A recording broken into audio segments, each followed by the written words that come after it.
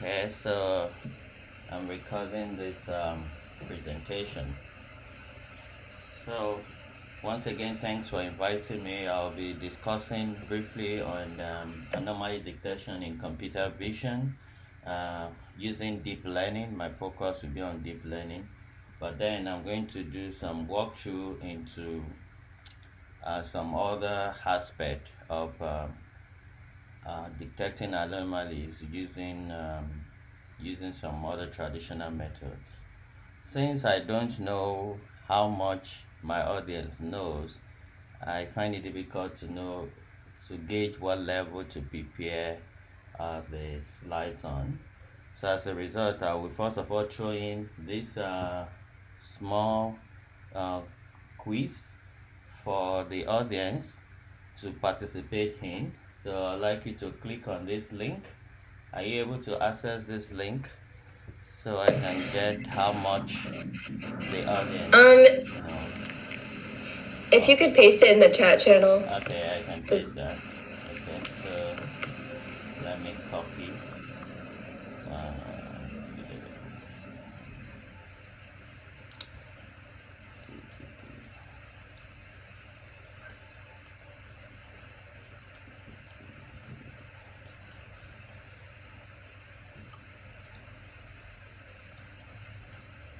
okay,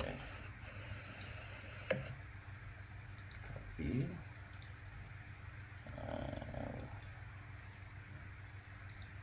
So this is the link. Paste that to the chat. Can you all see it now? I see it. Yeah. So just can I say 1 or 2 minutes? I would like everyone to take 1 or 2 minutes just to go through those questions there, so I can know how much my audience knows about the topic we want to talk about. Okay. Thank you.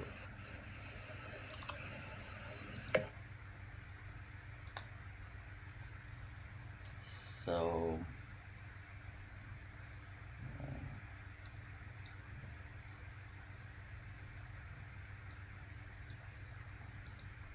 essentially, so this is what I am. This is the questions that we have there. There's just 6. Then you can click and submit. Let me see how many people have submitted.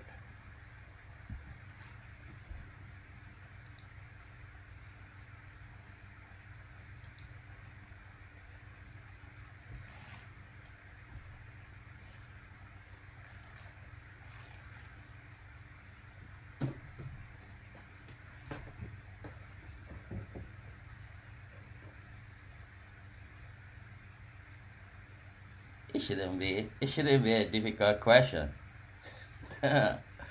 One person has submitted. Don't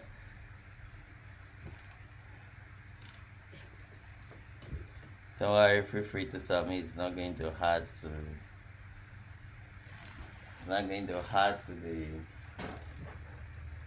your credit cards.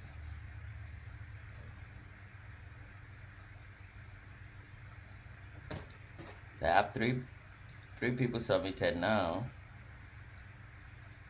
Hi Brian, how many are we in this channel? I believe there's just 3 of us watching. Oh, there's just 3 of us right now. Mm-hmm. Oh, okay, so all the 3 here have submitted. Okay, great. So let's see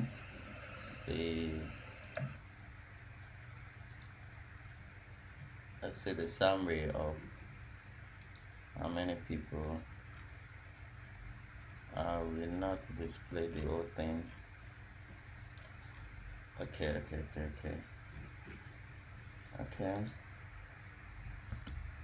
So let's see. So I just show to everyone this is what we have as a summary. So we have 3 responses, and in anomaly finding patterns, so 2 out of 3 So, well, 66.7% did well on that. The second one, oh, quite low. That's just one person got it right. The third, that's also low. Only one person got it right. Everybody missed number 4. Oh, I don't know, it's so many here. As neural network that have the ability to discover low latent divider. Oh, okay, so I'm going to spend some time on this one. An autoencoder. Then I don't know. Unfortunately, I'm not working in both man machine too, so we both don't know. We don't all know. Okay. Each of these scenarios is 66 side. This is interesting. A group of 1,000 students with only one wearing fixed mask. That is an anomaly. 33 say a group of 1,000 with only one not wearing fixed mask. Unfortunately, it depends. Pro-COVID, one will be anomaly. Pro-COVID, a group of 1,000 students with with only one wearing fixed mask would be an anomaly pro-COVID, because why do you expect one student to be wearing face mask? But during COVID period, a group of 1,000 with only one not wearing is an anomaly. That one is an anomaly. Anyway, both that they are anomaly. Depends. Interesting. Good, great audience. Alright, so let me go back to my slide now so I know where to focus on. Where's my slide? Great. So great. Let's roll on.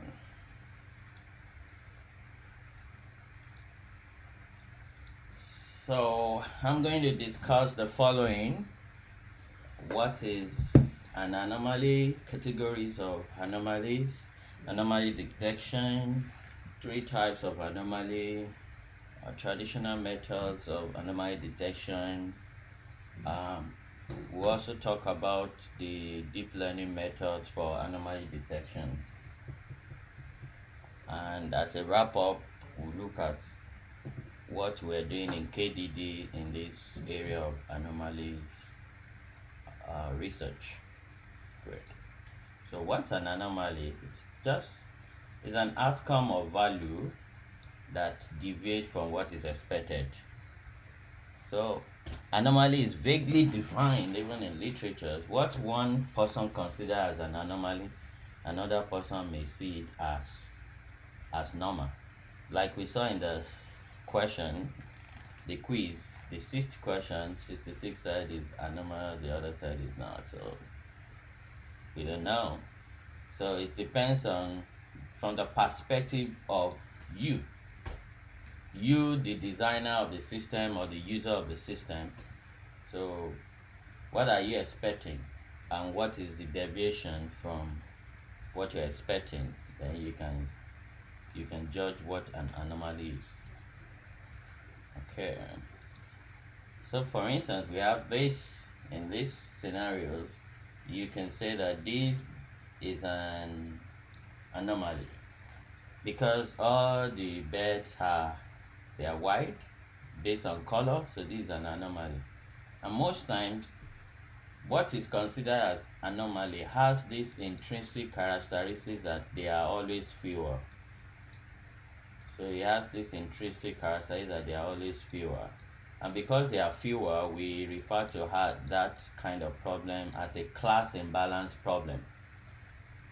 So that's one of the problems that we face in research that has to do with detecting anomalies. Or someone could also say that, okay, this one is going this way, this way, this way, this direction, this direction. This one is going this way, this way, this way. So, so you could say that, okay, maybe all those that are going in the left direction, they are normal, or those that are going in the right direction are normal. So it's still vaguely defined, but we can say to be safe and say, okay, this black one is anomalous compared on the basis of color. The same thing here, so you can say this is anomaly. Definitely, if you look at this threshold, this is a time series data. So this is considered a spike because if you look at car crossing the Golden Gate Bridge, at this point, this is a spike here compared to every other one. So you can say that an anomalous event occurred at this particular. Why? Because it deviates from the normal patterns. So there are categories of anomalies. So it could be data point based, which can be compared to an outliers. And there's a subtle difference between outliers and anomalies. So outliers are actually data point that you're expecting, and can be caused by unavoidable random errors or systematic. But the major point is that you are expecting an outlier. For instance, let's say in scores, let's say in student scores, all the students are scoring maybe the maximum, the range of score is between maybe 40 and 60. That's the range of score. But suddenly a student scored 100, and that 100 is still part of the allowable score, but it's an outlier because the student has performed excessively above the mean. But in case of anomalies, they are outliers, but that one doesn't expect to exist. You don't expect it there. That's why we call it an anomalies.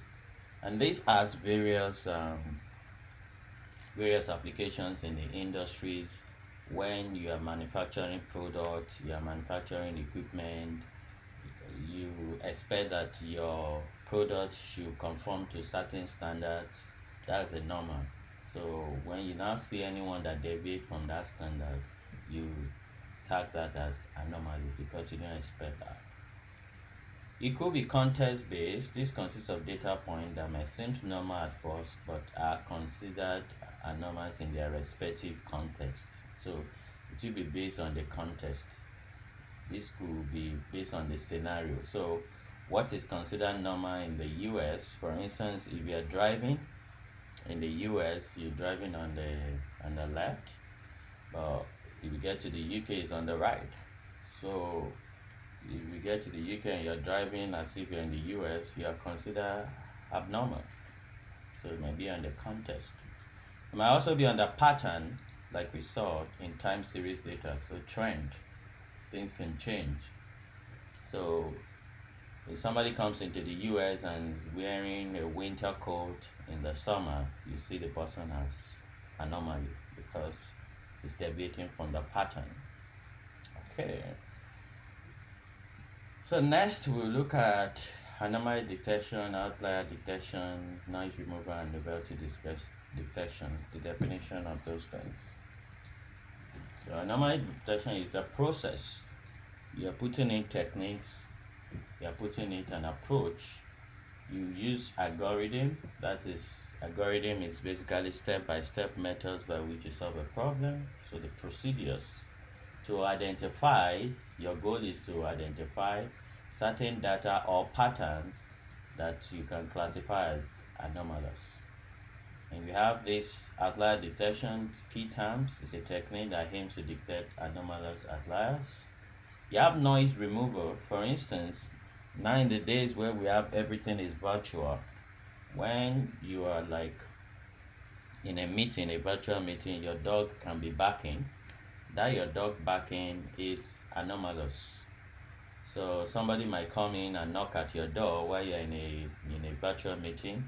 That's an anomalous. So noise removal, where you remove a background noise from a meeting. You don't want your other colleagues that are in the meetings to hear the background noise. So that's considered as anomalous. Let me be sure that everybody is still hearing me. Hello, can somebody say hi? Hi. Oh, great. Hello. Good, good. So, since I can't see your faces, I don't want to keep talking and it will become an anomaly. Great. Yep, we're listening. Yeah, thank you.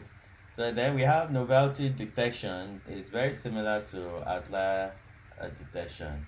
But here, a novelty is a data point that is outside of your training set. So that is the data set the model was exposed to.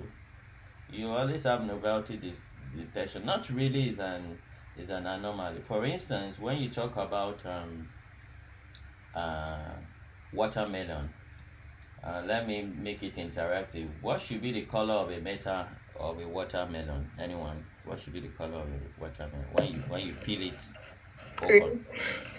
It should be what color? It should be green When you on the outside. no when you peel it open in the inside, Oh, okay. It's red. it's Oh, I red. was thinking green too. It should be red. When you peel it open, it should be red. But have you seen a watermelon that is green inside or orange like? So there are some in I think in Asia, some other part of the world, their watermelon inside, when you peel it, the inside of it is not red. It's like yellow. It's yellow inside. So that is a novelty. That is not an anomaly because it's still a watermelon. So that is something novel. So, so the difference between novelty detection and outlier is that in outlier detection, the job of the model is to determine what is an anomaly within the training data set. But a novelty is a data point outside of the training set.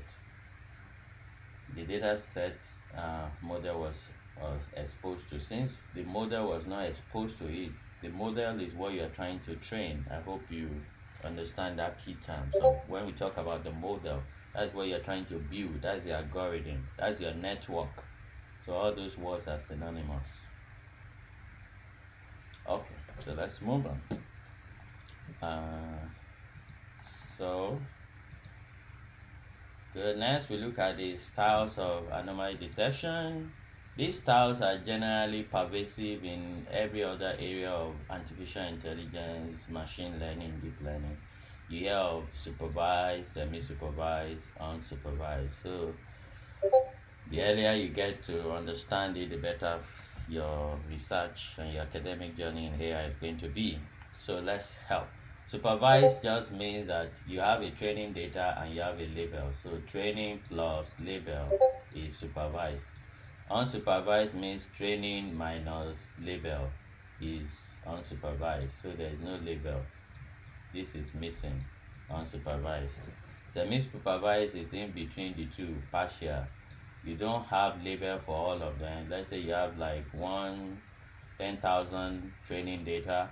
Out of the 10,000 training data, you have labels for just like 500 data points. So this is semi-supervised. Clear? Okay, so let's move on. So traditional methods for anomaly detection. I must confess I've not used these methods. Isolation forest and one class support vector machine. So I'm not going to dwell too much on them. But they are the traditional methods that are used for anomaly detection. Now moving on to the deep learning methods. The first is the autoencoders. And an autoencoder is a neural network. I don't know if you have heard about neural network, but let me see if I can just do a walkthrough. A neural network is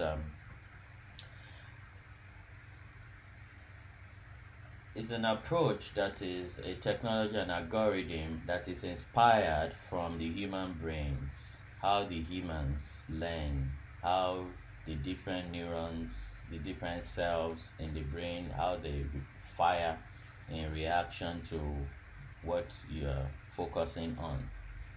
And so we researchers pick up that inspiration of how the human brains learn and they develop what you call the artificial neural network, just on a basic way.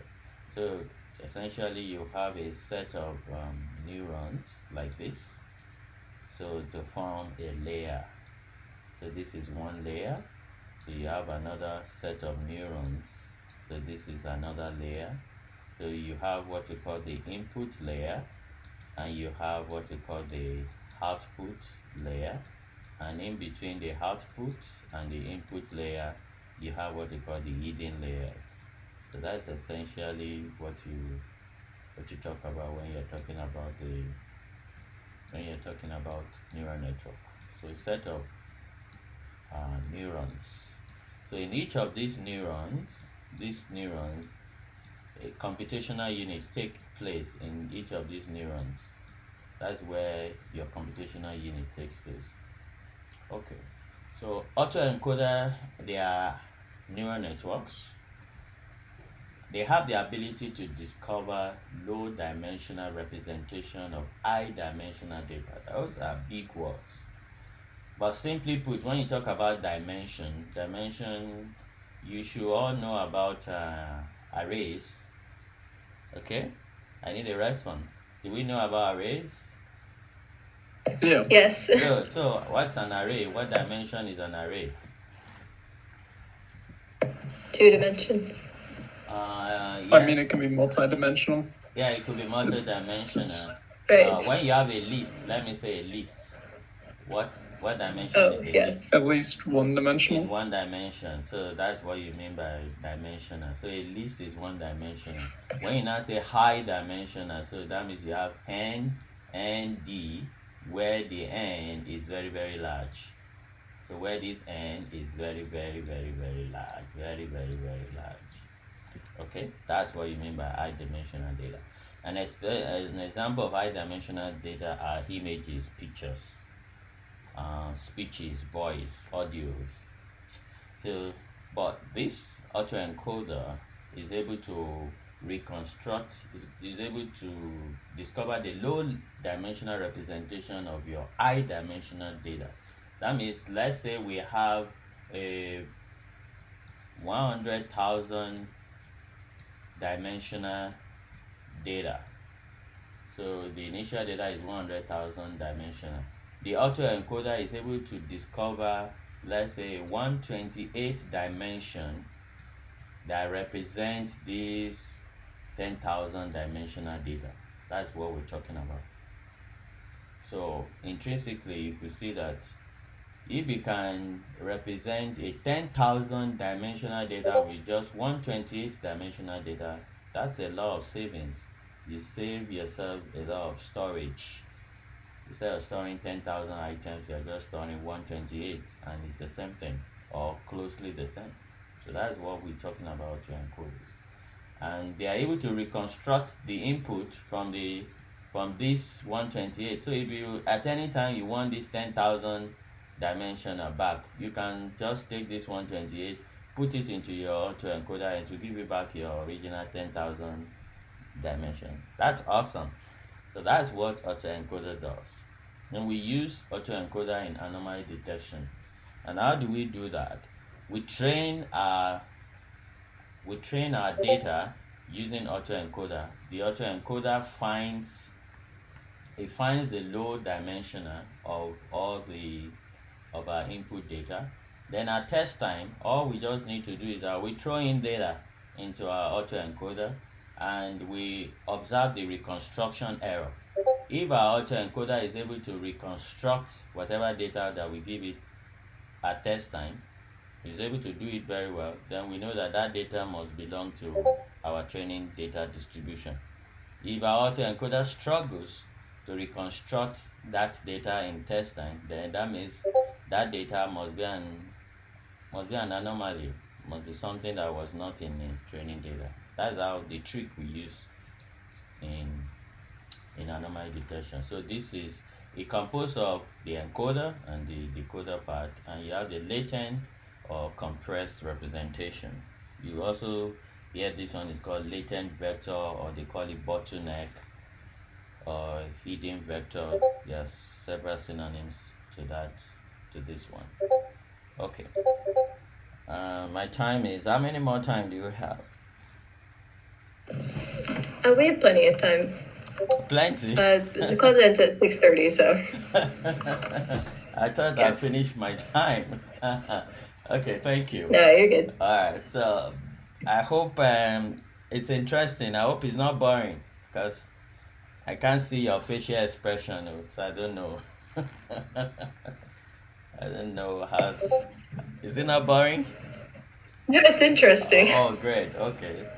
So I wish I can see faces and know how it's going. All right. So the next approach to anomaly detection is the Boltzmann machine. And the Boltzmann machine, let me confess, I've not used it, so you might know better than I. It's a special type of bidirectional neural network. It's also based on neural network, and it's comprised only of hidden nodes and input nodes. So this is an example of Boltzmann machine. So this is your inputs. We call this the visible nodes because that is what you can see. Every other nodes, each of these ones in brands, they are called the hidden nodes. So Boltzmann machine is also used, but I have not used it. Okay, next is the long short-term memory models. This is a kind of recurrent neural network, and I've showed here a picture of recurrent neural network. Maybe at a high level for you to understand it if you have not understood deep neural network very well, deep learning very well. But let me just try and simplify it. In a way, what this is saying is that you have what you call a time series data. A time series data or sequence data is a data in which they are dependent. The future depends on the initial. The initial has connections with the future. For instance, sentences. So when you're saying we are about to board an aircraft, so the word board and aircraft, they have a kind of connection together, and the we has a kind of connection with boarding, and boarding has connection with aircraft. So that kind of sentence is what we refer to as a time series or sequential data. So LSTM is designed, it's a kind of recurrent neural network which is developed to overcome some challenges with the vanilla, the basic recurrent neural network. We call that challenge the vanishing gradient descent. So LSTM is developed to overcome that challenge, and this is LSTM. So by introducing some additional kind of what we call the forget gates, so there are some gates that are introduced into the LSTM to be able to overcome that challenge. So you have the forget gate, you have the output gate, and you have the third gate. This gate I've forgotten, I'll remember. Anyway, so there are three of them, F, high, and O. So this is forget, this is output, and this high.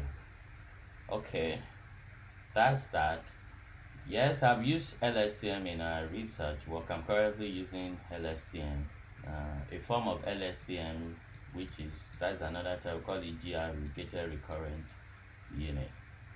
And we see that. Okay. Next, this is LSTM in code. So for you, we have heard about TensorFlow. How many people have heard about TensorFlow? Had what? TensorFlow. Oh, TensorFlow? Yeah. We've tried using it a little bit in here. I haven't had much success, but... Okay. Yeah, same. Yeah, that's what I meant. Okay, so this is a code in TensorFlow. This code is in TensorFlow. TensorFlow is a deep learning library developed by Google. It allows you to be able to use some packages to be able to develop your deep learning models or network, or write your algorithms using that.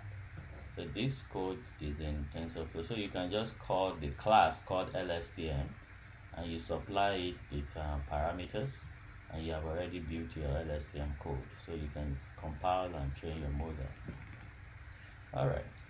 So then we have the Tempura convolutional networks. I have not used this one too, but it's what is being used as well. The Tempura convolutional network is different from a convolutional neural network in the sense that the conv network, we always hear about 2D conv, that is, it works on two-dimensional data. But the Tempura convolution is designed for time series data, which is essentially working on one-dimensional data. Okay, so this is also another interesting network that can be used for anomalies.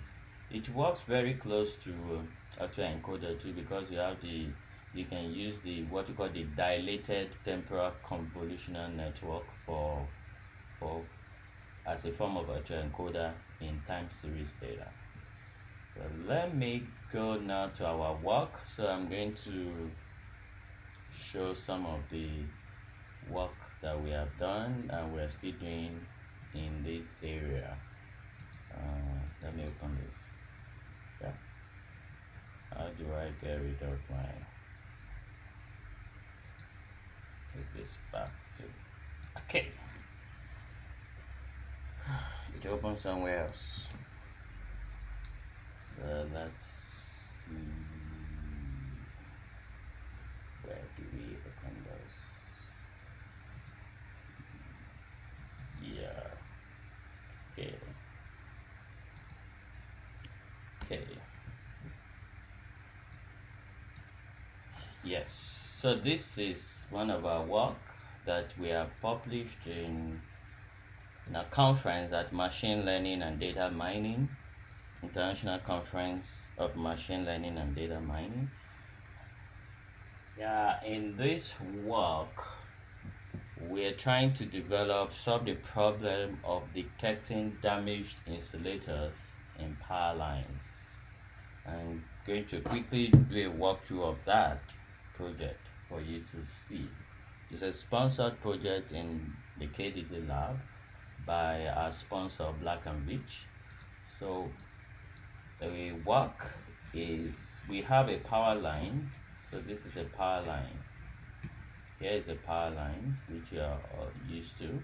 You all know how catastrophic it was when Texas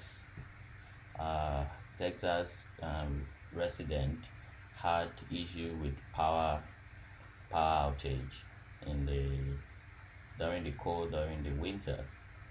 So our work here is to detect damaged insulators in the power line.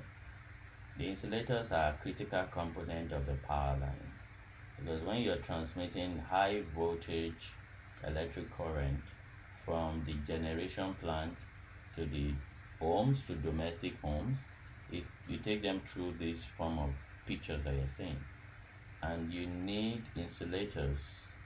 You need these wires to at every regular point. You need to have a stoppage for you to be able to continue to transfer the current.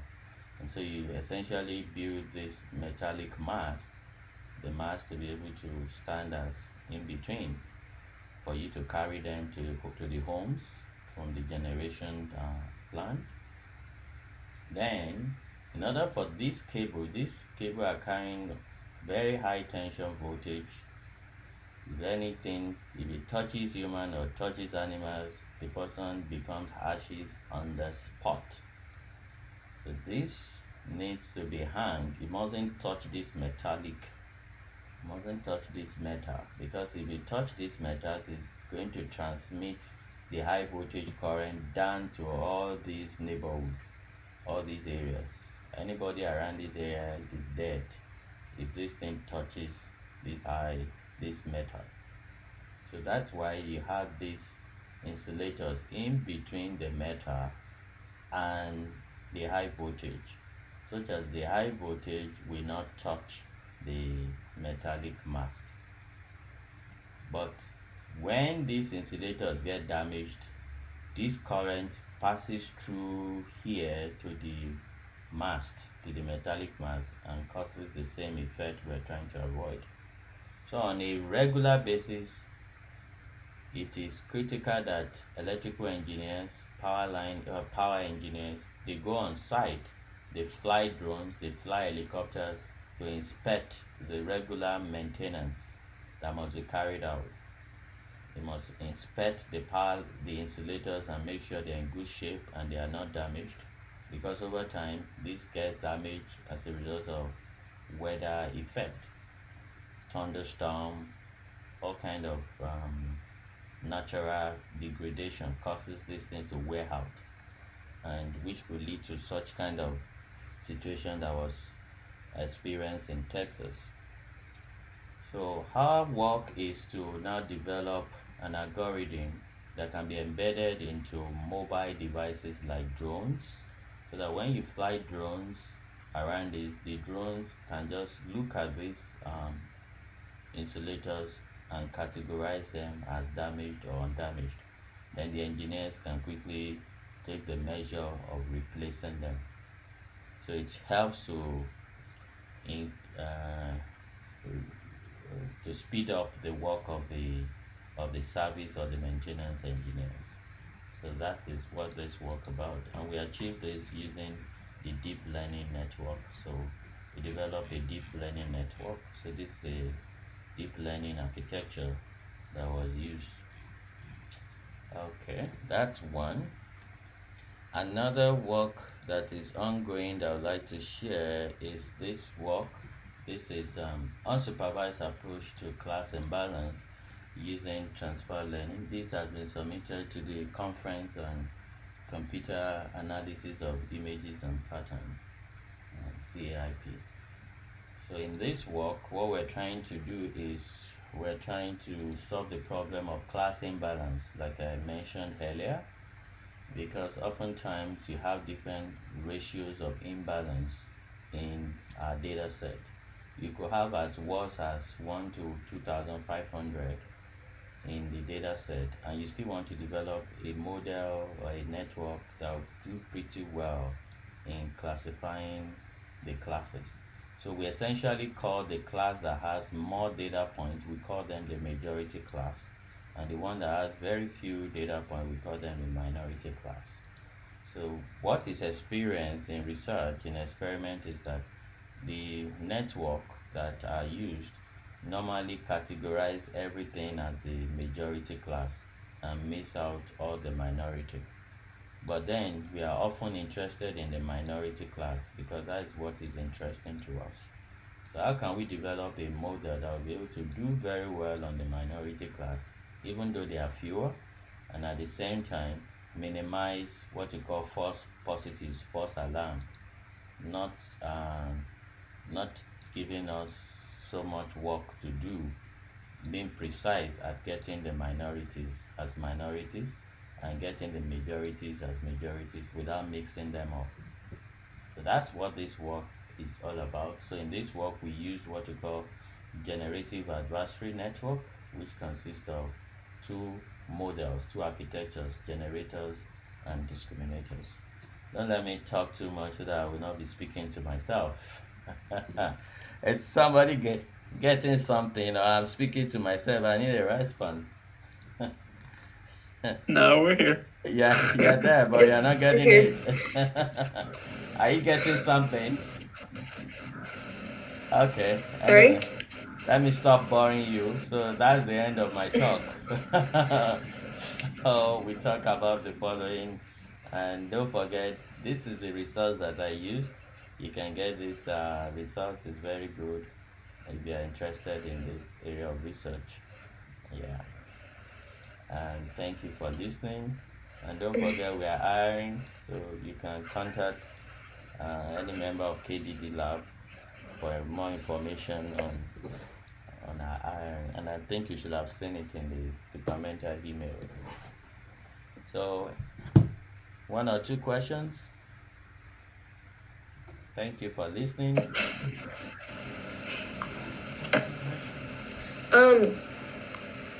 Is all the anomaly detection you